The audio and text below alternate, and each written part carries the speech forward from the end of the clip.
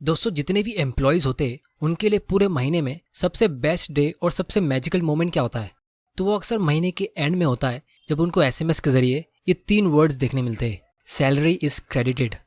क्योंकि वो फीलिंग अलग ही होती है जब आपको आपकी मेहनत की कमाई के पैसे मिलते हैं।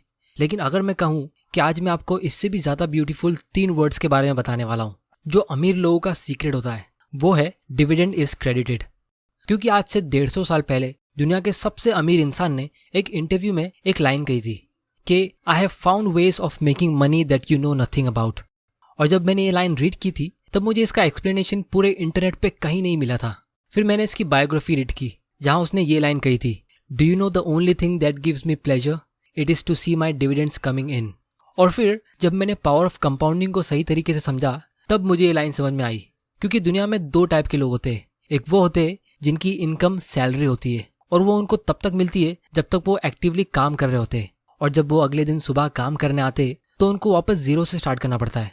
लेकिन दूसरे वो लोग होते जिनकी इनकम होती है डिविडेंड्स, जो कंपाउंडिंग के जरिए सैलरी के मुकाबले काफ़ी ज़्यादा तेज़ी से ग्रो होती है। जहाँ पे आप काम करना छोड़ भी दो तो भी वो ग्रो होती रहती है, जिससे अमीर लोग और अमीर होते रहते और गरीब लोग वहीं रह जाते। और यही सीक्रेट आज मैं आप लोगों को समझाने वाला हूँ। तो दोस्तों, आज की वीडियो में हम ये 4 चीज़ें डिस्कस करने वाले हैं। सबसे पहले कि ये डिविडेंड्स और डिविडेंड इन्वेस्टिंग स्ट्रेटेजी होती क्या है। फिर हम ये पता लगाएंगे कि आप डिविडेंड पेइंग स्टॉक्स कैसे ढूंढ सकते हो। फिर मैं आपको इसका एक रियल लाइफ एग्जांपल बताऊंगा कि कैसे आप इसके थ्रू जल्दी फाइनेंशियल फ्रीडम अचीव कर सकते हो। फिर हम इसके प्रोज और कॉन्स को डिस्कस करेंगे। तो सबसे पहले हम ये समझने की कोशिश करते कि ये डिविडेंड्स होते क्या है। तो दोस्तों, स्टॉक मार्केट में 2 टाइप के स्टॉक्स होते हैं। एक होते हैं ग्रोथ स्टॉक्स और दूसरे होते हैं डिविडेंड स्टॉक्स। तो जब भी कोई कंपनी प्रॉफिट अर्न करती है तो उस कंपनी के मैनेजमेंट के पास 2 ऑप्शंस होते हैं। या तो वो प्रॉफिट रिटेन कर ले और उस बिजनेस में री इन्वेस्ट कर दे फ्यूचर अपॉर्चुनिटीज के लिए, जिससे उस कंपनी के शेयर का प्राइस ऊपर जाता है। वरना अगर कंपनी को उस पैसों की जरूरत नहीं है, क्योंकि वो कंपनी के पास ऑलरेडी बहुत सारा कैश जमा हो सकता है और वो उसे कई अच्छी जगह ग्रोथ के लिए इन्वेस्ट नहीं कर पा रही, तो कंपनी ऐसे टाइम में डिविडेंड्स पे करती है।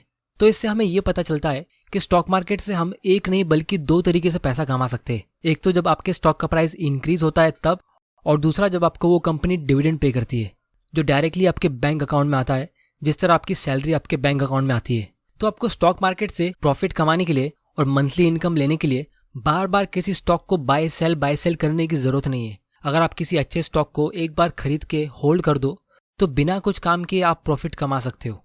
तो अब हम ये जानते कि आप ऐसे डिविडेंड पेइंग स्टॉक्स ढूंढ कैसे सकते हो। तो दोस्तों, इसके लिए आप कोई भी स्टॉक स्क्रीनर पे जा सकते हो जहाँ से आपको कंपनी की इन्फॉर्मेशन मिलती है। तो यहाँ पे हम टिकर टेप यूज़ कर लेते हैं, जिसकी लिंक मैं नीचे डिस्क्रिप्शन में डाल देता हूँ। यहाँ से आप अच्छे स्टॉक्स को फिल्टर कर सकते हो और उसे एनालाइज भी कर सकते हो। और आप इनके प्रो वर्जन के लिए भी सब्सक्राइब कर सकते हो, जिससे आपको और ज़्यादा इन्फॉर्मेशन रेडीमेड मिल जाती है। तो अगर आपको ये ढूंढना है कि कौन सा स्टॉक ज़्यादा डिविडेंड पे करता है, तो उसके लिए हम यहाँ पे स्क्रीनर पे आएंगे। फिर हम यहाँ पे निफ्टी 100 सिलेक्ट करेंगे, क्योंकि हमें इंडिया की सिर्फ सबसे बड़ी 100 कंपनीज में से ही स्टॉक को पिक करना है। बहुत सारी छोटी मोटी कंपनीज भी होगी जो डिविडेंड पे कर सकती है, लेकिन छोटी कंपनीज में ग्रोथ अपॉर्चुनिटी ज़्यादा होती है। तो हम वहाँ से मल्टी बैगर स्टॉक्स ढूंढ सकते हैं, जिसको मैं किसी और दिन डिस्कस करूंगा। तो ये निफ्टी 100 सिलेक्ट करने के बाद हमें सिर्फ वही कंपनीज देखने को मिल रही है जो 30,000 करोड़ से महंगी हो, मतलब बहुत बड़ी कंपनीज। लेकिन इसके साथ में मैं आप लोगों को एक और चीज़ बता दूं कि बड़ी कंपनी होने का मतलब ये नहीं कि वो बहुत अच्छी और स्टेबल कंपनी होगी। स्टॉक मार्केट में आपको टेक्निकल नॉलेज के साथ कॉमन सेंस भी यूज़ करना पड़ता है। जैसे अगर हम फिल्टर में डिविडेंड यील्ड सिलेक्ट करेंगे और यहाँ क्लिक करेंगे तो जो कंपनी सबसे ज़्यादा डिविडेंड पे कर रही है वो सबसे ऊपर आ गई है। अब जिनको डिविडेंड यील्ड नहीं पता, इसका मतलब ये होता है कि कंपनी के शेयर प्राइस के मुकाबले कंपनी कितने रुपए का डिविडेंड पे कर रही है, तो परसेंटेज के फॉर्म में बताया जा रहा है। जैसे अगर कंपनी के शेयर का प्राइस 100 रुपया है और अगर कंपनी 3 रुपये का डिविडेंड पे करती है, तो इससे हमें ये पता चलता है कि इस कंपनी का 3% का डिविडेंड यील्ड है। मतलब आप इसको एक हिसाब से इंटरेस्ट रेट समझ सकते हो कि जितना रुपया आप इन्वेस्ट कर रहे हो उस पर आपको कितना % का इंटरेस्ट मिल रहा है डिविडेंड के नाम पे। तो यहाँ पे सबसे ऊपर कोल इंडिया का नाम है जो 9% का डिविडेंड पे कर रही है। तो अब आप में से कुछ लोग कहेंगे कि यार ये तो बहुत अच्छी बात है, क्योंकि इंडिया में कोई भी एफडी 9% का इंटरेस्ट दे ही नहीं रहा है, आपको मैक्सिमम 6 से 7% का इंटरेस्ट मिलता है। तो सबको एफडी से पैसा निकाल के इन कंपनीज में पैसा डाल देना चाहिए। तो दोस्तों, इसकी वजह यह है कि ये कंपनी के नाम से ही आपको पता चल जाना चाहिए कि ये इतना ज़्यादा डिविडेंड क्यों पे कर रही है। क्योंकि ये कंपनी कोल माइन करती है और ये इंडस्ट्री एकदम डिक्लाइनिंग फेज पे है। इलेक्ट्रिसिटी के आने के बाद इनके प्रोडक्ट्स का डिमांड गिरता जा रहा है, ये चीज़ हम सबको पता है। तो इसीलिए आने वाले 10-15 साल में ये कंपनी कहाँ होगी हमें वो नहीं पता, और इसीलिए इनके शेयर्स को लोग खरीद नहीं रहे, जिसकी वजह से इसका शेयर प्राइस गिरता जा रहा है। तो अगर आपको डिविडेंड के लिए इन्वेस्ट करना ही है तो इसका मतलब ये नहीं कि आपको आंख बंद करके वो कंपनी चुनना चाहिए जिसका डिविडेंड सबसे ज़्यादा है, क्योंकि अगर आप कोई ऐसी कंपनी में भी इन्वेस्ट करते हो जिसका डिविडेंड सिर्फ 1.5% का है, और अगर वो कंपनी अच्छे रेट से ग्रो होती है तो भी आप लॉन्ग टर्म में बहुत अच्छा प्रॉफिट कमा सकते हो और आप डिविडेंड पे रिटायर हो सकते हो। इस चीज़ का मैं आप लोगों को एक रियल एग्जांपल दिखाना चाहता हूँ। तो दोस्तों, कुछ महीनों पहले एक आदमी ने ट्विटर पे ट्वीट किया था कि उसके किसी फ्रेंड ने ये इन्फॉर्मेशन शेयर की है कि एक इन्वेस्टर है जिसने 2004 में ITC के 1000 शेयर्स खरीदे थे। फिर उसके बाद उसने उसको सेल नहीं किया और कंपनी ने बहुत बार शेयर स्प्लिट किए, बोनस शेयर्स दिए वगैरह वगैरह, जिसकी वजह से अभी उसके पास 45,000 शेयर्स है। मतलब खरीदे थे सिर्फ 1000 शेयर्स, लेकिन अभी 45,000 शेयर्स है। और पिछले साल 2020 में ये इन्वेस्टर ने 4.5 लाख रुपए कमाया सिर्फ डिविडेंड इनकम पे। और फिर इस आदमी ने ये क्वेश्चन भी पूछा कि क्या कोई इसे कैलकुलेट करके बता सकता है कि 2004 में ITC का शेयर प्राइस कितना था, जिससे हमें पावर ऑफ डिविडेंड्स पता चल सके। तो आप लोगों को मैं इसका डिटेल समझाता हूँ। तो दोस्तों, 2004 में ITC का शेयर प्राइस ऑलमोस्ट 1000 रुपये का था। ये इन्फॉर्मेशन मैंने इस कंपनी की 2004 की एनुअल रिपोर्ट से निकाली, क्योंकि अभी इसका प्राइस बोनस शेयर्स और स्टॉक स्प्लिट की वजह से एडजस्ट कर दिया गया है। अब क्योंकि उस आदमी ने 1000 शेयर्स खरीदे थे, तो इसका मतलब ये है कि उसने ऑलमोस्ट 10 लाख रुपीस इन्वेस्ट किया होगा, और अभी उस इन्वेस्टर के पास 45,000 शेयर्स हो गए, क्योंकि कंपनी ने बहुत बार शेयर्स को स्प्लिट किया और बोनस शेयर्स गिफ्ट किए, जैसा कि आप इस चार्ट में देख सकते हो। और अगर आपको ये स्टॉक स्प्लिट और बोनस शेयर्स का कॉन्सेप्ट नहीं पता तो मैं इसे आने वाले वीडियोस में डिस्कस कर लूंगा। तो पिछले साल ये कंपनी ने 10 रुपया पर शेयर का डिविडेंड पे किया, जिसका मतलब ये है कि इस इन्वेस्टर को 4.5 लाख का डिविडेंड मिला, बिल्कुल जैसा उस आदमी ने ट्वीट किया था।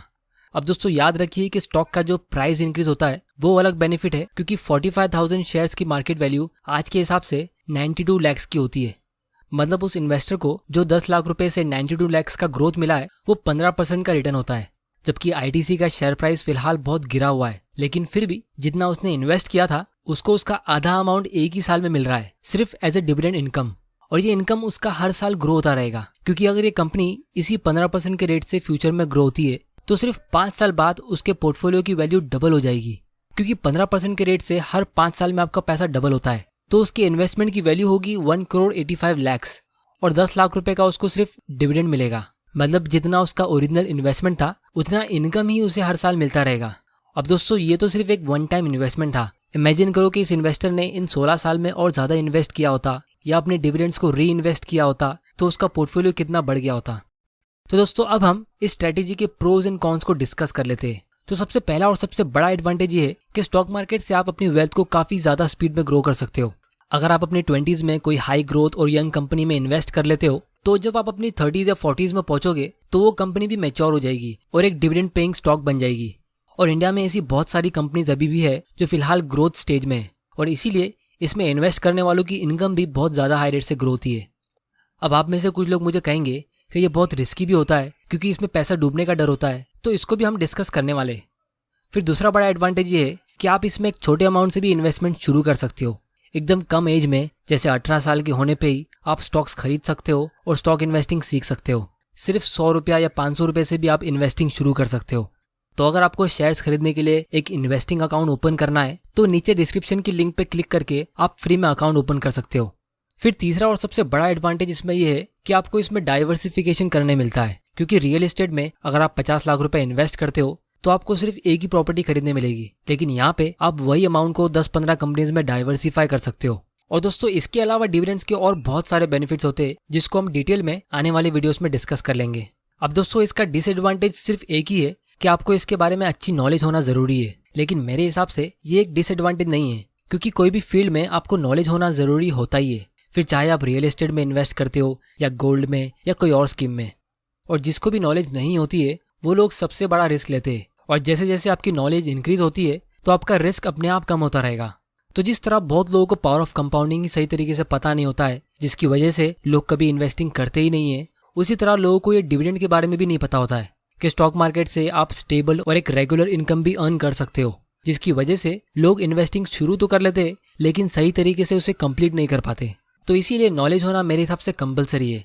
फाइनेंशियल एजुकेशन नाम का कोई सब्जेक्ट हमारी स्कूल में होता नहीं है, इसीलिए मैंने ये यूट्यूब चैनल स्टार्ट किया है ताकि आपके साथ मैं ऐसे वैल्यूएबल लेसन शेयर करता रहूँ। तो अगर आप ऐसे वैल्यूबल वीडियोस देखना चाहते हो तो चैनल को सब्सक्राइब जरूर कर लेना और बेल आइकन प्रेस कर देना ताकि आप ऐसे इंपॉर्टेंट वीडियोस मिस ना कर दो।